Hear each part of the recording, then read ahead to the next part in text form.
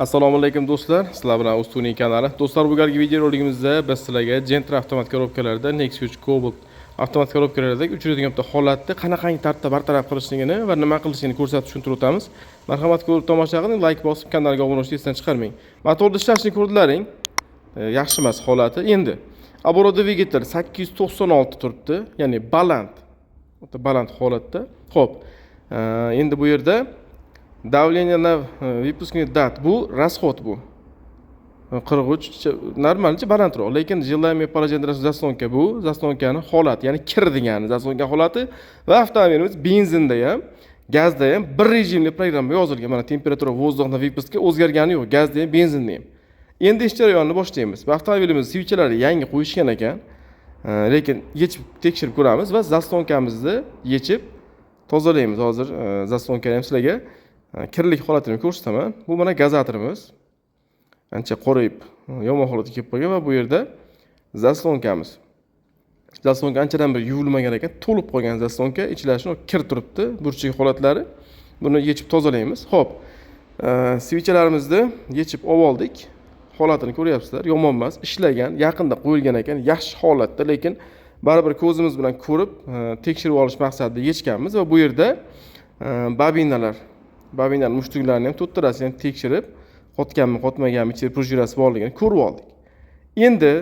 Endi zaslonkani yuvilgan holati bu do'stlar.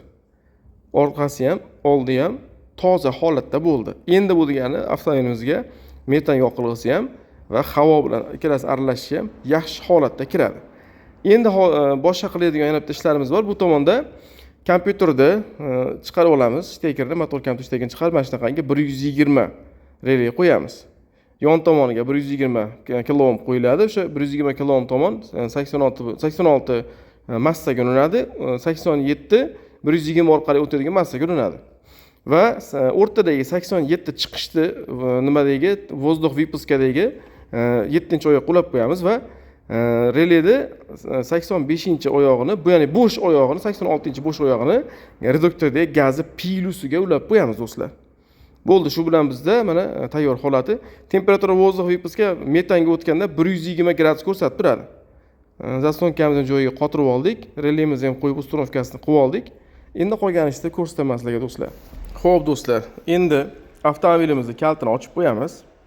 Zaslonkani yuvganligimiz uchun dastlab buni обучение qilib qo'yamiz.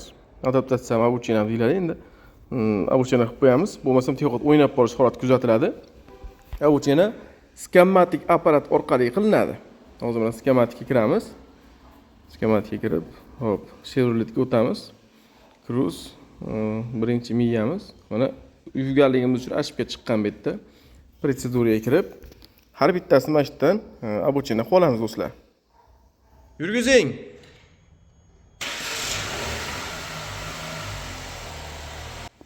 Обучениemizni ham qilib oldik. Bu hozir o'zini programmasida, mashinani o'zidagi programmada boshdan обучение qilib oldik. Endi mashinamizni o'chiramizda, kalitni ochib turib, programmalashtirish jarayonini boshlaymiz. Birinchi do'stlar, nima desam bo'ladi? Motor kompyuterga stage 1 full holatda, ya'ni to'liq holatda stage 1 ni yozib olamiz. Nima uchun stage 1? Bu stokoviy, ya'ni radnoy motor. Radnoy motor bo'lganligi uchun stage 1 programma yoziladi. Hozir mana pasportini ko'rib oldik. Pasportini ko'rib, o'zimizdagi Gentra avtomat воздух выпуска 120 ohm orqali ishlaydigan shu 2 rejimlik stage 1 programmasini yozamiz. Hozir mana stage 1 programmamiz yoziladi. Va undan keyin bizda o'sha загрузка qilish jarayoni mana full holatda yozilyapti. Hozir mana yozishni boshlaydi do'stlar bu. Programmamiz yozilishni boshladi. Mana sekin bu tomonda shu 1 2 3 4 5 6 7 8 xullas 100 gacha sanab oladi. Ya'ni загрузка qilib programmani motor kompyuter M60 qilib bo'ladiki, motor kompyuterga ustunovkani qilib oladi. Mana hozir bu shu yozadigan, ya'ni oxirroq yozadigan variantda o'sha hozir bu tomonda ham to'lib bo'lgandan keyin operatsiya завершена успешно deb chiqadi. Ya'ni biz yozadigan programmamiz motor kompyuterimizga to'liq holatda o'rnaydi. U jarayon tugagandan keyin bizda ikkinchi jarayon boshlanadi. Ikkinchi jarayon nima? Ikkinchi jarayonimiz Korobkani kompyuterga ham V4 dorab aqlliroq motor kompyuterdagi programmani tushunadigan aqlliroq programmani yozib qo'yishimiz kerak. Hozir mana operatsiya успешно завершена. Bu motor kompyuterga programmani yozib bo'ldi. Endi navbat korobkamizga keladi do'stlar. Korobkamizga ham o'sha DPS orqali programmamizni yozib olamiz. Korobkani programmasini yozilish jarayoni ko'proq vaqt ketadi. Ya'ni 7 minut, 8 minut atrofida vaqt ketadi. Motor kompyuterga unaqa ko'p ketmaydi, 2-3 minutda yozib bo'ladi. Hozir mana pasportini olish jarayoni bu. Pasportini ko'rib olib turib, keyin o'sha pasportiga qarab turib, DPS programmasi orqali korobkaga to'liq holatda yozib olamiz. Mana 43, 44, 45 bizga pasportini chiqarib berdi. Bu albatta DPS programma skanmatik orqali yoziladi. Bizdagi eng yaxshi programmamiz tuning qilingan V4 dorab o'sha nimasi mana 43, 44, 45 pasportdagi yaxshi programmamiz. Buni hozir mana yozilish jarayoni ketyapti. Mana bu 4 dan 0 turgan nima sanashligi kerak. Agar korobka bloklangan bo'lsa, bu sanamaydi. Unga terminal orqali yoziladi. Hozir bu korobkamiz, masalan, avtomat korobkamiz miyasi bloklanmaganligi uchun, bizdan oldingi ustada parol qo'ymaganligi uchun bu yozishda boshladi do'stlar mana. Mana sekin o'sha sanashni boshlayapti. Va bu tomonda programmamizni yozib bo'lgan jarayoni do'stlar. Motorga ham, korobkaga ham programmamiz yozilib bo'ldi. Endi mashinamizni yurgizib, holatini birgalikda tekshirib ko'rib olamiz sizlar bilan. Yurgizingchi.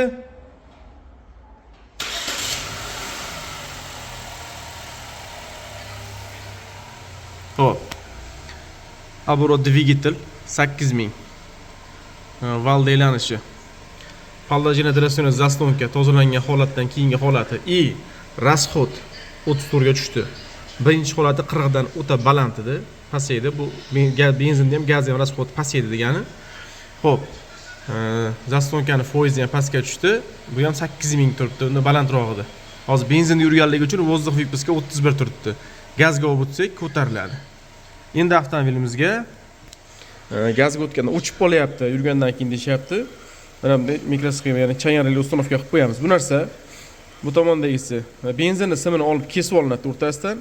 Bu tomondagi 85-oyog'i emulyatordan chiqishiga, hop 86-oyog'i jigar rang sim massaga, o'rtadagi oyog'i kesilgan oq simni motor tomonga va nasos tomonga ketadigan tomonga urinadi. Bu tomondagi 30 esa emulyatorda qizil sim, ya'ni zamok toki bor, qizil sim nasosdan chiqadigan. Nasosga chiqish buyruq bo'lib chiqadigan nasos relisiga urinadi qizil simga. Buni qo'yib olamizda, keyin qolgan jarayonlarni minib tekshirib ko'ramiz. Chayon relimizni uстановка jarayoni mana emulyatordan mana shu tomoniga uстановка qilib beriladi do'stlar mana. Bu narsa mashina benzinda yurib turib, chaq etib gazga o'tgan vaqtda 1,5 sekund benzinda ushlab turadi-da, mashinani o'chirib qo'ymaydi. Bu narsa bo'lmasa, mashina benzinda yurib gazga o'tganda yoqilg'i almashinishini hisobiga porshongacha gaz yetib kirguncha benzin uzilib qoladi-da, o'chib qoladi. Bu o'shani o'techkani yo'qotib, ya'ni uzilish yoqilg'i o'rtasidagi masofani, uziladigan masofani yo'qotadi do'stlar. Programmamiz o'rnatib oldik. Chaynarlikni o'rnatib oldik. Hozir mashinani yurgizib ko'ramiz endi. Bismillahirrohmanirrohim. Mashina yurdi. Gazga o'tdi. O'chgani yo'q, tiyokda turibdi. Chaynarlik vazifasi o'chirib qo'ymaslik. Endi mashina benzinda yurib metanga o'tganligi uchun temperatura воздухning выпуска 120 gradusga o'tdi. Bu degani mashinamiz ikkinchi rejimda ishlayapti. Metan rejimida. Agar buni o'chirib turib benzinga qaytaramizda, benzinni yurgizadigan bo'lsak, temperatura воздухning выпуска o'zini havosini ko'rsatadi. Bu degani mashinamiz benzinda yurganda o'zini gradusi, gazga o'tganda 120 gradus ko'rsatadi. O'sha hisobiga zajgan rana pozni bo'ladi. Ikkita rejimda ishlaydi. Endi hozir test drive qilib ko'ramiz buni. Do'stlar, hozir nimamizga motorimizga stage 1 2 rejimli programma urildi. Xo'p, endi korobkamizga stage 1 V4 dorab urildi. Temperatura воздух выпуска 120 turibdi. Bu degani ikkinchi rejimda ishlayapti. Endi hozir minib tekshirib ko'ramiz. Yuravering.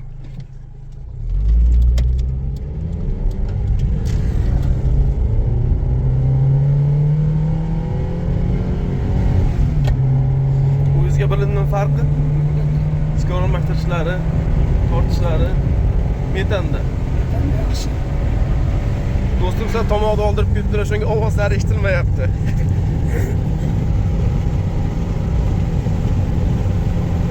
Tortishlari zakonni bo'ldi do'stlar. Skor almashtirishlar, katta tezlikka chiqishi. Bu metanda bu. Benzinda bundan ham zo'r yuradi. Xullas do'stlar, ko'rdilaring, avtomobilingizga qilingan ishlar, zastonga tozalab adaptatsiya qilindi, svichalar tekshirildi, yangi qo'yilgan ekan o'zi, lekin bir rejimda yurganligi uchun mashina metanda yoki gazda yaxshi natija bermagan. Biz bunga ikki rejimlik stage 1 yozildi va korobkada V4 Dorab stage 1 yozilganligi uchun mashinamiz 95 gradusga o'zgarib ketdi. Agar sizlarda mana shunaqangi holat bo'ladigan bo'lsa, skor tepib almashtiradigan bo'lsa, tortishdan bo'lsa, gaz benzindan gazga o'tib o'chib beradigan holat bo'lsa, xuddi mana shunaqangi tartibda to'g'rilab bo'lsalaring bo'ladi. Do'stlar, videorolik sizlarga manfaatli bo'lgan bo'lsa va foydali bo'lgan bo'lsa, bitta like bosishni va kanalga obuna bo'lishni unutmanglar. Sog' bo'linglar, salomat bo'linglar do'stlar. Rahmat sizlarga.